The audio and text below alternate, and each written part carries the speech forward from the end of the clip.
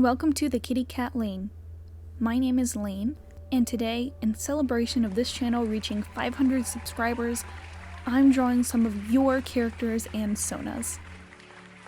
I knew that I wanted to do something as a special thanks to you all for watching my videos, and what's better than having someone draw art of your characters? So, if any of you watching didn't see it, I made a community post asking to be sent reference pictures of your characters for me to draw. The first character I start to sketch is named Mint. She belongs to Roxy Montesa. As I introduce new characters, I'll put their reference picture or pictures as well as the artist handle on the screen. Plus, check out the links in the description to see more art from each person who submitted their characters to be drawn here. I also ended up sketching Cute Eater's character Stevie Cooper before finishing Mint, but I'll go back to finish drawing her in a bit. I just sketched these two at the same time since they were both smoking and they gave me similar cool vibes. After I sketched them, I decided to rotate the canvas and do one full illustration at a time. So, back to Mint. She has such a cool and chill vibe. I love her fluffy hair, minty colored jacket, and overall color palette. And I thought a background with a sunset through the city would really complement her colors. When I had the idea for a background for her, I knew that if I was going to draw a background for her, I was going to have to draw a background for them all. I knew it was going to be a lot of work, and that they would not all be the best since I'm still working on my ability to draw backgrounds and making the perspective look right. But I thought it would be good practice for me and much more interesting for you all to look at than just a blank background. So, getting back to Cute Eater's character. Since Cute Eater told me that Stevie Cooper was half ghost, half human, I thought a spooky walk through the park at the dead of night seemed fitting. I really like her haircut and golden eyes. I gave her a little ghostly glow just to help her stand out a little more against all the gray I ended up using in the picture. I thought about using some more colorful elements, to break up all the gray, but I kind of liked the way it was making her look even more ghostly pale, and I didn't want to ruin the atmosphere that I was trying to create. I do think the perspective feels a little off with the background on this one, but I still think the art looks cute, and I hope you all think so too.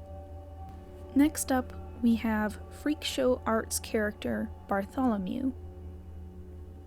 I received two different reference images and decided I'd go with the one with the red background since the other one where Bartholomew has a hospital gown on appears to be a little earlier in the story. Anyway, I figured I'd draw a continuation of the picture with the red background. I started drawing the prosthetic arm with the hand like the other reference picture before fixing it to the more hook-like one. I thought it looked like Bartholomew was maybe at a concert or something, so I made the background just a crowd of the other people there with the lights shining in the background. I wish I had either put a little more detail into the background or softened up the outlines of Bartholomew a little bit so that everything felt a little more cohesive, but I still think it looks pretty cool, and Bartholomew is just so cool and so punk. I just love the design. It's great. Next up is Sweet Sunflower Fox's character. As soon as I saw the veiled deer skull of this character, I was really excited to draw them. I will say, in the future, I probably will ask more questions to be fully sure that I'm understanding the character that I'm drawing, but I was kind of too nervous to ask or press anyone for additional information that they hadn't already provided for me. So some of the art that I drew relies on assumptions that I made based off of my interpretations of the reference images that I got. That being said, I'm really sorry if I made any significant mistakes or changed something that should not have been changed for any of these characters. Sweet Sunflower Fox's character looks so mysterious and whimsical. I wasn't completely sure if it was the character's head or a mask that was the deer part, but I made my drawing look also a little up to interpretation, but in my mind I was thinking that it might have been a mask. Either way, with all of the moon and star motifs and the blue-gray color palette, I knew I wanted to draw them with a big moon in the background. I pictured a tarot card-esque background with more of the blue colors and dead-looking trees to go along with the look of the antlers. I really hope that you like my interpretation of this character because I really like how this one turned out. This next character belongs to Abby Scribbles, and his name is Emery. He's part deer, and he's an empath, along with having his nature-related powers. He looks like such a sweetheart, and I absolutely love his design and what Abby Scribbles shared about his story. I wanted to draw him someplace that felt safe and looked pretty. Since he's very nature-rooted, pun intended, I wanted to draw some more purplish pink flowering trees since there were these little pink flowers and petals in the reference image that I was sent. I hope you like this drawing. It was so fun to draw a more mythical-like character amongst all of the human-like characters. So thank you very much for submitting this character for me to draw. It was a delight. Next up is Kiyoshi Art's Sona.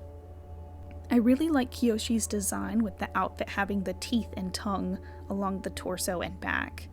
It's really unique and overall really cool. And I always love a good green and purple color palette. I've been following Kiyoshi on Twitter, or now X, for a little while now, and when I was trying to decide what I was going to do for this art, I kept thinking back to the art that Kiyoshi drew and posted about playing a crane game to win plushies. Plus, Kiyoshi mentioned something about having a wall of plushies at the end of their last video. So I thought it would be fitting to draw Kiyoshi right after winning a bunch of plushies at one of those crane games. I had a lot of fun making the background for this art too. I was trying to do it without taking too much time on all of the little details, but I mean, come on, arcades are supposed to be flashy with lots of stuff to get your attention, so I thought it was worth it. Plus, I got to add neon colors and glowing lights. That's always fun for me. Lastly, we have Jaxie Draws Sona named Lily. I love Lily's outfit and that her hair looks like it makes little horns. She's got such a cute aesthetic that I just knew I was gonna enjoy drawing her. I love all things pink, and her clothes were giving me magical girl vibes. I know in one of the reference pictures she's holding a plushie, but I wanted to do something a little different after I just drew Kiyoshi with all of the plushies. So I tried to picture cute places and things to do, and I thought about a cute little cafe or bakery. So I decided to draw her getting a cupcake from a cute little bakery. And once again, I gave myself a background idea that just was gonna have way too many details. It wasn't bad at first, but once I realized just how many treats I needed to draw to make the space look not empty, I was feeling a little overwhelmed. I decided to just color them as quickly and simply as I could while still keeping them looking clean and colored close enough to real treats. It may have taken me a while to complete, but I'm really happy with the end result, and I hope you are too. So I had the idea to draw Yorosees for the 500 subscriber special for a while now, but what really cemented the idea and got me even more excited for it was participating in Art Fight this year. It was my first time doing Art Fight, and it was so cool. I usually draw art of my friends' characters when I'm able, but I am not usually on the receiving end of character art unless I'm doing it myself. So I went into it with the mindset of this will be a cool opportunity to draw other cool and unique characters. I hope some people like my characters too. I knew there was no obligation for anyone to draw my characters in return if I drew theirs, but I was hopeful that some people might want to draw them. And they did. To have other people draw my characters felt so amazing, and I loved every single attack that I got. I had kind of forgotten what it was like to get art of my most beloved characters, and it was just so wonderful that it made me want to draw other people's characters even more, knowing the joy and excitement that it could bring them. Not everyone has artistic friends who can draw for them, and it's a privilege to have the extra funds to be able to commission other artists to draw for you. So I'm very pleased to be able to share my artistic abilities with you all and give you this art of your characters and Sonas.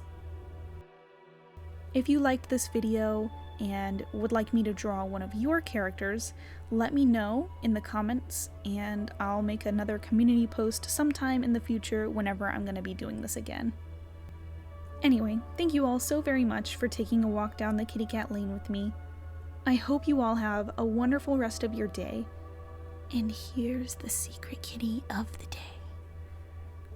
Bye!